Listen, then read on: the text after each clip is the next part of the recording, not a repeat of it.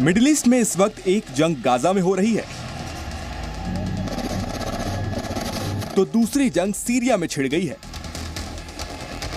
जिस ईरान का समर्थन पाकर हमास इजराइल पर हमले कर रहा है, उसी ईरान पर अब अमेरिका ने बम बरसाए हैं, वो भी सीरिया में।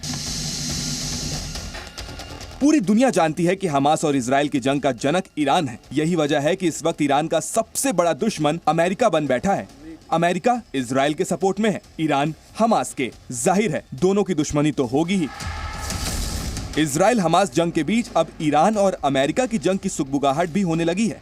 अमेरिका के रक्षा मंत्रालय ने बताया कि उनकी सेना ने सीरिया में ईरान के हथियार डिपो पर एयर स्ट्राइक की। अमेरिका के मुताबिक ये ईरान समर्थित संगठनों के अमेरिकी सेना पर हमले का बदला है। अमेरिका ने आगे कहा कि वो ईरान के साथ जारी तनाव को बढ़ाना नहीं चाहते, मगर विदेशी मीडिया की रिपोर्ट्स के मुताबिक अमेरिका की एयर स्ट्राइक में ईरान के विद्रोही गुट से जुड़े 9 लोगों की मौत हो गई है। इधर सीरिया के स्थानीय लोग मानते हैं कि उनके इलाके में हुए हमले अमेरिका ने नहीं बल्कि इजराइल ने कराए हैं।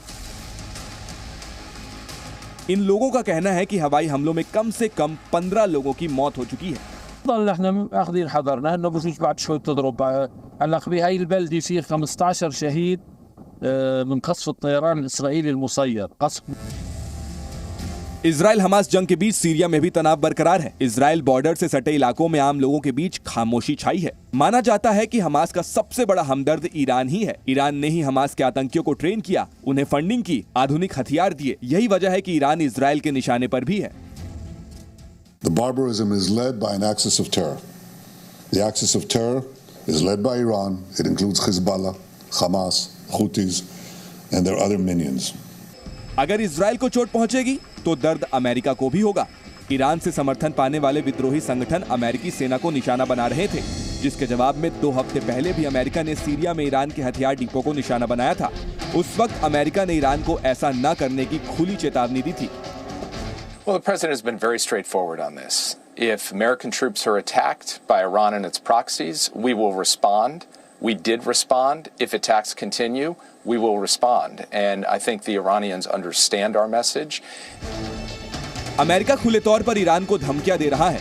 इधर ईरान के तेवर भी नर्म नहीं है। गाजा में इजराइल के ग्राउंड ऑपरेशन से खफा ईरान अमेरिका को भी सबक सिखाने की बात कह चुका है। در صورت تداوم و استمرار جنایات رژیم صهیونیستی علیه غزه امکان گسترش دامنه درگیری و جنگ ईरान की सरकार के साथ उनकी जनता भी अमेरिका से उतनी ही नफरत करती है। गाजा में अमेरिका के सपोर्ट से इजराइल का जो ग्राउंड ऑपरेशन चल रहा है, उसके खिलाफ ईरान के लोग बीते कई दिनों से प्रदर्शन करते आए हैं। मगर अब बात प्रदर्शन या बयानबाजियों तक सीमित नहीं है। बात बारूद और बमों तक जा पहुंची है। अमेरिका की स्ट्राइक के बाद ईरान की तरफ से बदले की पूरी गुंजाइश है। देखना होगा कि सीरिया में अमेरिका और ईरान के इस घमासान का आने वाले दिनों में मिडिल ईस्ट पर क्या असर पड़ता है। ब्यूरो रिपोर्ट, ज़ी मीडिया। ज़ी न्यूज़।